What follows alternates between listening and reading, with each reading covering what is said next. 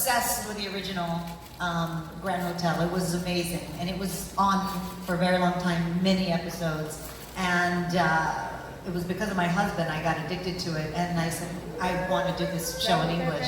And so Ben and I immediately were like, Brian Tannen. Brian comes from Desperate Housewives camp. He show ran Devious Maids, so we knew his tone would be perfect, and he's really the one that cracked open, because the original was a period piece, and Brian's the one that set it in Miami, created the Mendozas. He really created this amazing world. Yeah. Brian. That show existed, so we loved that show. We didn't want to do an exact remake of it, and I'm from Miami. This is my hometown. My parents are in the audience. Mom and Dad are here. So it felt like, sort of the perfect place to set this, sexy hotel story. It feels like a total escape. So when we wanted to modernize it, it just felt like the perfect love letter to my hometown. So for people who are big fans of the Spanish series, how will this deviate? Yeah, I mean, it's obviously inspired by the original. There's a lot of the same characters. The tone is a little bit different. And then, of course, because of the nature of it being modern, there's enough DNA from the original that fans will be interested. But if you've seen it before, you're getting a whole new story with this. So you could definitely watch this, and it'll feel pretty different. And Ben, when did you get roped in? Well, I got roped in when Eva called and said, I'm obsessed with the show. How do we remake it? And I binged it, over the course of a weekend. I mean, it's one of the most addictive original shows. And then when Brian came into the office and pitched us Miami, South Beach, I mean, what better place? And I just want to say thank you to the Fontainebleau Hotel for hosting us and for letting us take over and shoot the pilot here during spring break and EDM. There was no other place that we could think of when we saw the script and got greenlit to pilot than to shoot this at the Fontainebleau. And thank you to everyone that agreed to let us shoot here. Roselyn, that Gigi is a wild card. What more are we going to see from her as this season goes on? So much more. I don't even know how to explain Gigi. Gigi's out of her mind. No, Gigi's what, we went to Texas to do television festival. And I don't know who I was talking to because I kept apologizing. I kept going, just give her a chance, just give her a chance. And the lady said, create #GiveGigi a chance. And she has a lot of twists and turns. Everything's not as it appears. Yeah, no, it's been wonderful. Listen, she's complicated, and she is. She's a lot of things, but as an actress, it was a wonderful opportunity for me to just be able to discover something and create something absolutely awesome. And this is nothing. The pilot is it's one tone, because she has something in mind. It's all about protecting her family and her girls, But throughout the series, if you give it a chance, and I hope you do, because it gets better and better and juicier and juicier. A lot of things are going to be revealed, and a lot of things are going to be explained, and then you will understand why she behaves the way she behaves. You're playing opposite Demian Bashir, who's just a gem. What is that like? Did you have to work on that chemistry, or was it there from the beginning? Did we have to work on the chemistry? No, listen, he is, oh my God, I love Demian Bashir. And he was nothing but incredible, and as an actor, to be able to play with somebody at that level, he's just so good. And he brought so much gravity to the whole material. And just to go and to play with him, and to know you have to be on point, because he's going to be on point.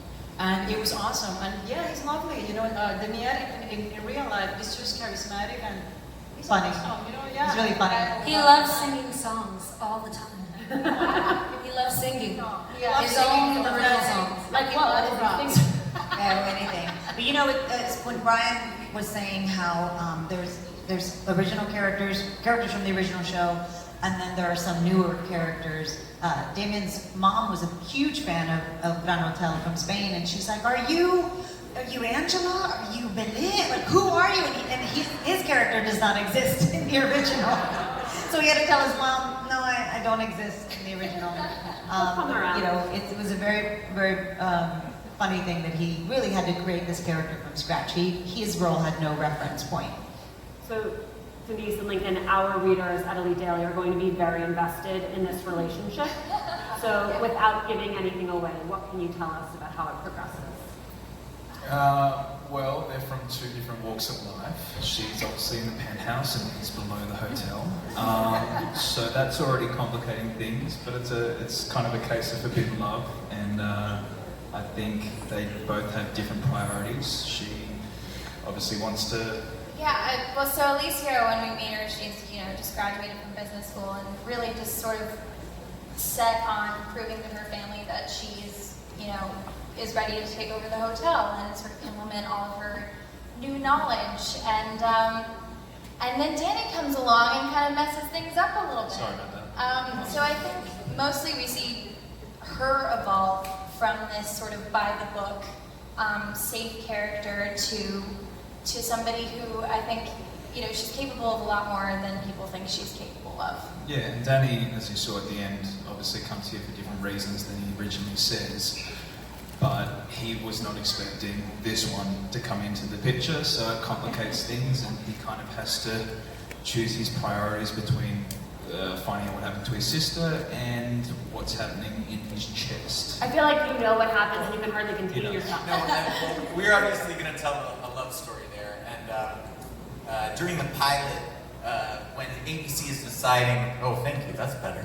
Directing you. When ABC is deciding what shows they want to greenlight and pick up, they do these tests where they show the show to audiences that have these little meters. And during the screening, they turn this dial when they like something, when they don't like something. And so that scene in the pool where he jumps in to save her and then he takes off his shirt, every single person turned their dial, nearly broke their machines how much they like this moment. And it breaks it down to everyone in the audience, men, women, whatever. But every single person, men and women, both got very excited by this moment and turned it down. And then one split second later, all the men realized what they'd just done and turned their dials back to normal.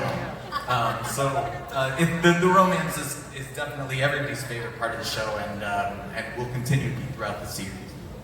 Brian, without giving anything away, we'd like to know what are some of the secrets we can expect, perhaps how your character lost his leg? It's always a really tricky question to navigate because I don't want to say what I shouldn't. Because we're right here. Yeah, because my boss is next to me. We go back in time to figure out how he actually lost his leg and how he's learning to deal with this new disability. And like Brian said, something really interesting that kind of drew me to the character was it's kind of the first time in television that they've sexualized a character with a disability like this, because that's actually, it's a tough thing for people that, have to deal with that to get back in the groove of that. And he was just, he was a really interesting character to play, and I learned a lot through playing Javi with the leg and substance abuse and all that stuff. Wendy, Mrs. P is holding this place together. Like, by a thread, but she's holding it together. Will we learn more about her relationship with the Mendozas? Wow. Will you learn more about my relationship with the Mendozas? Absolutely. Mrs. P, I had no idea, and I have to really thank Brian and the writing team. I had no idea what I was getting into. And to say that there is a unraveling and there is a build-up, and I know all of the skeletons, I know all of the secrets, I know everything. And you'll definitely get an opportunity to see Mrs. P unravel. The P is for perfection. The P is... Yes, all those private things, yes. Chris, Andy, Shalom, this is a big cast. That's apparent on this stage, it is apparent watching the pilot. What is the camaraderie like on set? The energy was amazing. I mean, everybody's very talented. I feel blessed to work with such a talented group of people, and I felt great. I'm probably not the most likable character, of the pilot, but in real life, I think I'm a pretty nice guy. So the energy was pretty good, and I tried to be a part of that. Annie? The question was what the energy is like on set. Mike, what's happening? Here we go. The camaraderie on set is amazing. I love everybody up here. I love all the relationships that I have with all of the guys that you will see in the storyline. I have a love triangle and it's super fun to play. I also am very mischievous and I try to lie and then I end up feeling like, you know what, I can't do this, and you can't just like treat people like however you want to treat them and expect to get a good result, because that's not how life works, and I think that she realizes that. Also, Annie's character, Ingrid, is one really, kind of close to the original of Berlin, from the original series, but she's really made it her own, and Brian's really, crafted that character this way, but like, it's so funny because you even look like the actress who played Berlin in the original, but she's really made it her own, and she's going to be fun to watch, Ingrid. Thank you. Chris, do you feel like you knew what you were signing up for? No, not so much. I think from the pilot, I was expecting one thing, but I think with all of the characters, the development over the whole season and the things that unravel and the mysteries that come to light are very interesting. And yeah, I wasn't expecting all of them, but it's fun to be a part of. Justina, Felice, I watched this and I'm happy not to have a sister. That's like my main takeaway. And I want to know, Justina, how satisfying was it to throw her in the pool? So satisfying. We rehearsed it though, so we got to play around with it, but that night specifically was freezing, and so I was like, oh. But the pool was heated. She was lucky. The pool was heated, so. That was awesome. But it was super fun. It was really fun. Felice and I, we have a really close bond. So sometimes it's difficult to have that kind of energy between us. We'll like laugh off, once we say cut, but it's been so much fun. Sisters are awesome. Not all the time. Sometimes they take your things or they take your guy or whatever, but it happens where you still have love a lot each of other. sisters in real life. It's a big factor, so she knows all about it. Ava, now, in addition to executive producing the show, you're also going to guest star on it.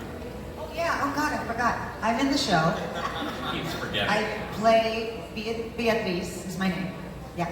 And I play, actually, Alicia and Brian's mother, but the younger ones, not these guys. In flashbacks. But it's a lot of fun because Beatriz answers a lot of everybody's mystery questions. So through flashbacks, we started putting together the puzzle. So she provides a lot of that. And it was so much fun. Damien plays my husband as well. And so he was a lot of fun to play against. It was our third time working together, Damien and I. So yeah, we played lovers and then husband and wife, and now husband and wife again. Yeah, and I directed an episode as well. I did. But it's so fun. This cast was amazing. We really had a no asshole policy. And so this is who we ended up with, the gem of the gems. Yeah, Brian, do you want to talk a little bit about casting and what it was you were looking for, what it was you found? Yeah, as you can see, this cast is decently attractive. Every single person came in and they were so incredibly talented and so incredibly beautiful that by the time we assembled this cast, we were like, this is going to be the most beautiful show on television. It just, one thing that was really important to us was I think something like 9 out of 11 series regulars on the show are either Latinx or African American. So we were doing an upstairs, downstairs story where typically you see that represented on TV, and people of color are almost always in service industry positions, and that was not the case here, which is very true of Miami. As this audience well knows, the city's just so diverse. We just wanted to show something that felt both authentic and important. So, yes. It is the ongoing conversation about diversity in Hollywood, right? It's a conversation. Well, yeah, and it's in front of and behind the camera. We really crewed up with the lens of gender parity as well. So our DP, our cinematographer is a woman. Our first 2 ADs are women. Our editors are women. Our stunt coordinator was a woman. The majority of our directors were women, and the writing staff and in Brian's writer's room was, 50% diverse or women. And so I think, when you have a showrunner like Brian or Ben and I, with the lens of, no, we have to build this pipeline of talent. We have to tap into a different pool of talent because, there are Latinos who are talented. There are women who are talented. It's not surprising, they just don't get the opportunity. Roselyn, what we saw tonight is the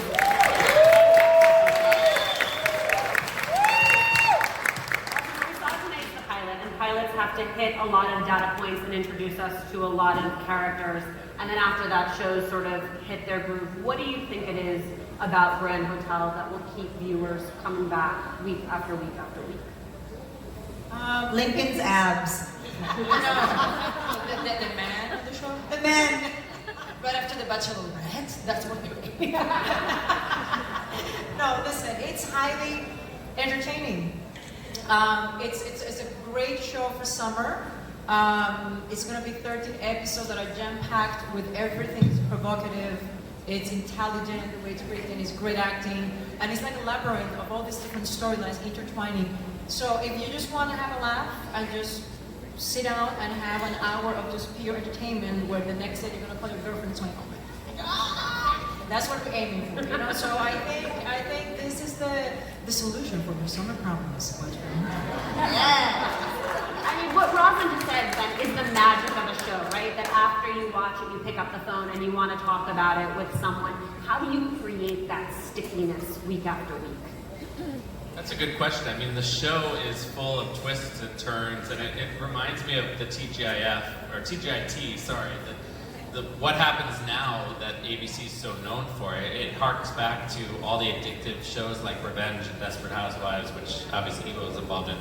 But it's just finding that special sauce of telling a story that's about a family that's represents what America is about. And it's addictive, it's propulsive, the characters are fun and interesting, there's lots of sex, and you just want to spend time with these people. So, after The Bachelorette, tune in. And it's beautiful. I mean, every frame is an Instagram photo.